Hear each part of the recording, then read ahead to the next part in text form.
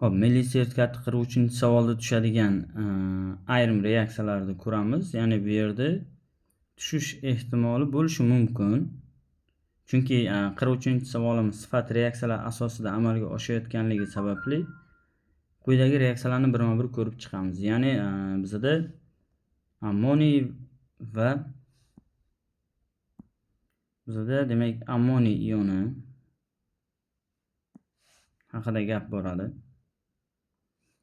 Hop, birinchi reaksiyamizda demak ammoniy ionini saqlagan tuzlarga ishqor eritmasi ta'sir ettirilganda quyidagicha ion almashinish reaksiyasi sodir bo'lar ekan. Va bu yerda ion almashinish reaksiyalarida qisqa ionli tenglamasida mana shular saqlanib qoladi. Va hosil bo'layotgan biz uchun sifat ko'rsatkichini aniqlaydigan reaksiyamiz bu yerda ammiak bo'ladi.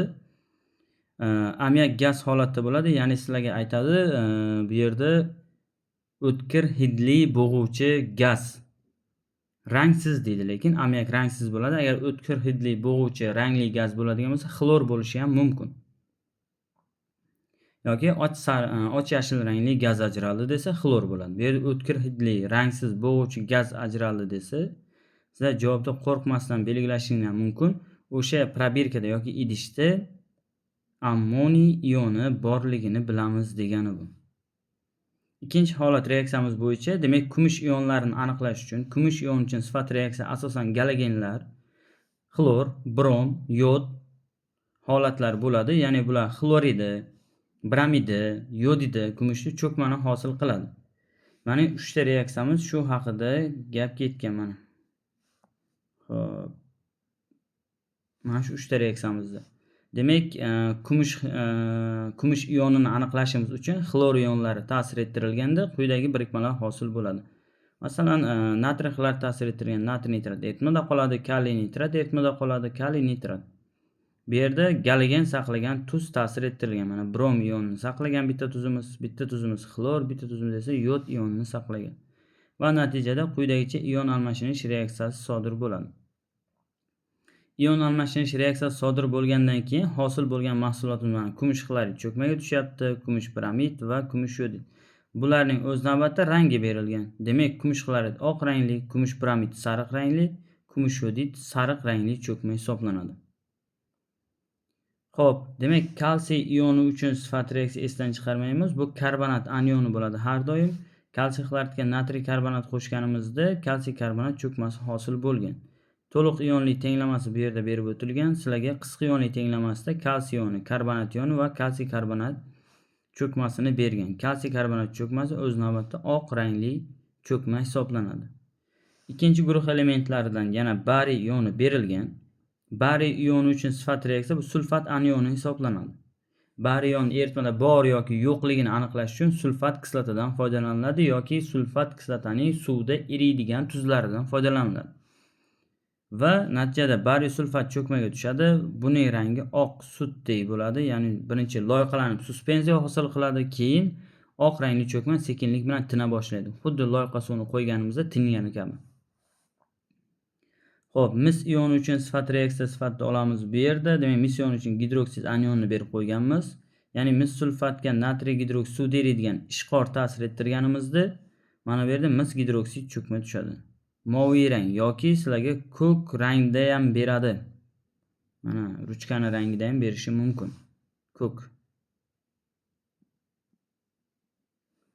Xo'p, keyingi holat bo'yicha temir 2 ioniga, bu ham OH anioni, chunki bularning gidroksidlar suvda erimaydi. Suvda erimagandan keyin o'ziga xos rangli bo'lgan cho'kma.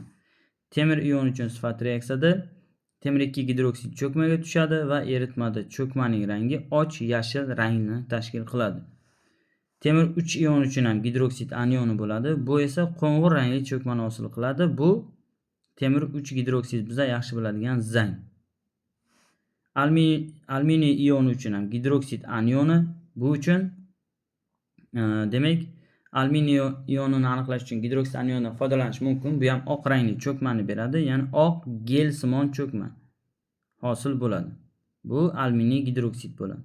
Savolda berish mumkin. Masalan, ma'lum bir tuz eritmasi probirkasiga xo'p, ikkinchi probirkani quyganimizda oq gelsimon cho'kma hosil bo'ldi desa, biza qo'rqmasdan olinglar aluminiy gidroksid cho'kmasi. Demak, o'sha probirkada alyuminiyning suvda eriydigan qaysidir tuzi bo'lgan bo'ladi.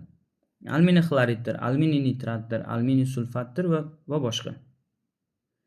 Xo'p, demak rux ionini oladigan bo'lsak, rux uchun ham gidroksid anioni xo'p bizaga sifat reaksiyani beradi. Ya'ni bu yerda rux sulfat natriy gidroksid ta'sir ettirilganda rux gidroksid cho'kmasini hosil qiladi.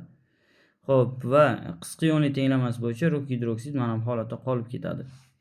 Shunda bu ham oq rangli cho'kmani beradi. Agar ishqor ko'p miqdorda qo'shib qo'yilsa, mana bu alyuminiy cho'kmasi ham, rux gidroksid cho'kmasi ham suvda qaytib erib ketadi.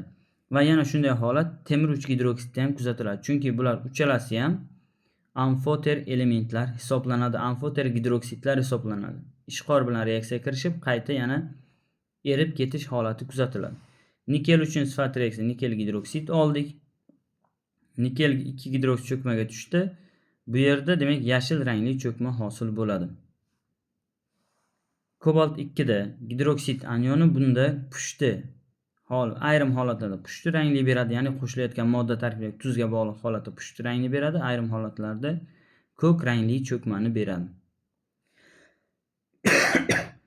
Xo'p, keyingi holat bo'yicha xrom 3 ioni uchun xrom 3 gidroksid, ya'ni gidroksid anioni sifat reaksiya hisoblanadi. Bu kulrang yashil cho'kmani beradi. Agar ishqor ko'p miqdorda qo'shilsa, bu ham suvda qaytib erib ketish holati kuzatiladi. Chunki bu ham amfoter holatdagi gidroksid hisoblanadi. Reaksiyalar yodlab qo'yamiz.